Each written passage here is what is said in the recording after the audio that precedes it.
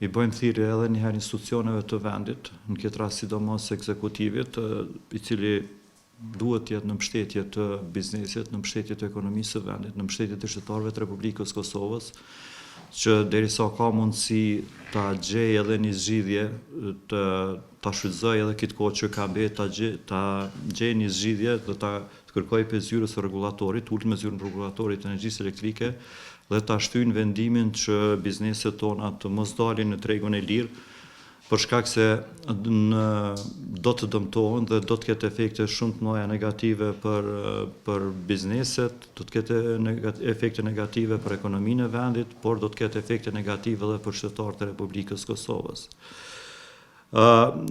Kërkesa jonë është vetëm që të shtyhet edhe për një kohë që të përgatitet tregu më mirë, ose të përgatitet mirë se nuk ka qenë i përgatitur fare, të përgatitet tregu mirë, të rritet konkurenca, të njoftohen bizneset, të fillojmë me punu me bizneset, që dhe bizneset përgatiten dhe në datën ose kohën që do të akordohemi të dalim në tregun e lirë. E theksoj edhe njëherë që asnjë biznes i vetëm nuk është kundër daljes në tregun e lirë. Biznesi kërkon vetëm fazën e tranzicionit, në mënyrë që të ketë një konkurencë më të madhe, të ketë një ofertë më të madhe, me çmim shumë më të vërditshëm siç e kanë vendet e rajonit, siç e kanë vendet e Bashkimit Evropian dhe me gjërë.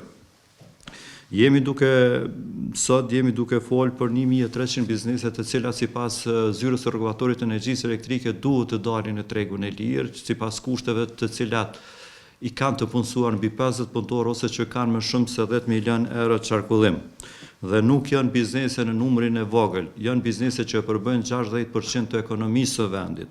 Janë biznese të cilat nëse e shohim sipas sektorëve ose strukturës, 28 prej tyre janë që mirën në sektorin e tregtisë me shumicë dhe pakisë dhe në fushën e riparimeve. Janë 13.1% në prodhim, ose në total janë rreth 300 biznese që janë në sektorin e prodhimit. Në ndërtimtari janë 7.6%. Në aktivitetet të cilat mungon informacioni, që në aktivitetet si sidomos të startupat e parë, si kanë vetëm 50 të punësuar, janë 7.4%. Në informacion dhe komunikim janë 6.3% që më duhet me potencu, se këta janë ata që përmojnë suficitin e Kosovës në eksport me shërbime. Të mallrat kemi deficit, do të importojmë më shumë, e më pak eksportojmë, ndërsa të shërbimet më shumë eksportojmë se sa importojmë. Dhe këta i myt, dhe çka do ndodhë do të ulet edhe këtu eksportit të shërbimet dhe do të na rritet importi i shërbimeve. Të aktivitetet dhe shërbimet tjera në 5.7, aktivitetet administrative dhe mbështetësi janë 4.5, aktivitetet financiare dhe sigurimit janë bankat në Republikën e Kosovës dhe kompanitë të sigurimit shkojnë me 4.2 dhe janë të tjera që hynë në sektor të tjerë 23%. Këto janë përqindjet që janë të shtrime. Se sa janë me ndikim dhe sa ndikon për të keqen nëse dalin në tregun e lirë, këto biznese sot me këto kushte dhe me këto çmime që shkojnë prej 220 deri në 300-400% më shumë, tregon më së miri se sa është impakti i tyre në investime dhe sa ka qenë në vitin 2024 në zgjerimi i kapaciteteve prodhuese. Këto 1300 biznese në totalin investime vitin e kaluar prej 1,5 miliardë mbi 1,5 miliardë, 423 milion kanë investu vetëm këto 1300 biznese në kapacitete prodhuese, që i kanë zgjeru kapacitetet prodhuese, e kanë rritë eksportin, po edhe kanë punësu punëtor të rinj, kanë ulë papunësinë e këtij vendi. Në shifnë tani, se sa është numri i madh dhe çfarë ndikimi ka me pas në ekonomi, në jetën familjare të çdo njanit, nëse këto biznese dalin me këto kushte nesër në tregun e lirë.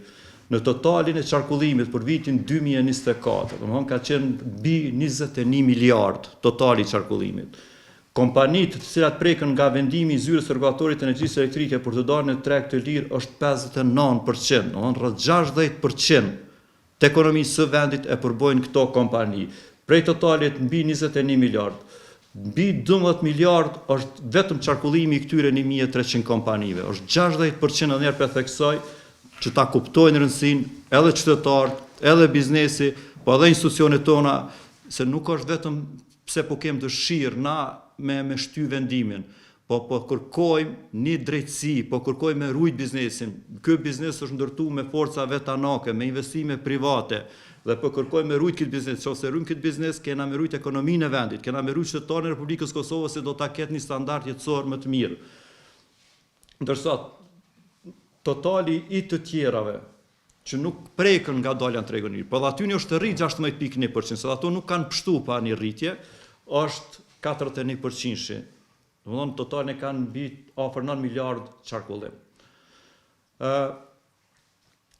Te numri të punësuesve, prej totalit, prej 333.000 sa janë në sektorin privat të punësuar. Këto kompani e kanë 137.469 të punësuar.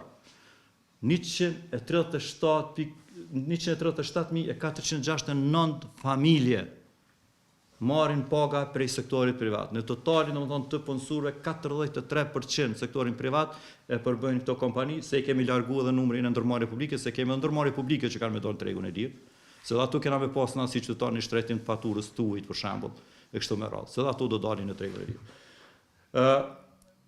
Ky është numër jashtëzakonisht i madh dhe është për të ardhur keq nëse vije deri te reduktimi i prodhimit ose deri te potencialisht edhe te reduktimi i vendeve të punës si rezultat i çmimit të lartë të fakturës së energjisë elektrike që do të detyrohen ta blejnë këto biznese në momentin që dalin në tregun e lirë.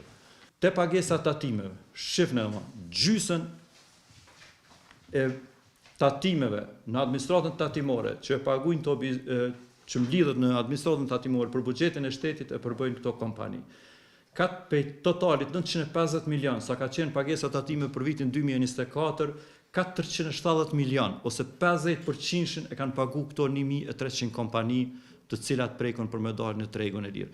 Nëse dalin në tregun e lirë, ja them me përgjegjësi të plotë që kjo shumë ka me ra për buxhetin e shtetit. Ka me ndiku negativisht edhe në ekonomi familjare, po ka me ndiku për të keq edhe në buxhet të shtetit.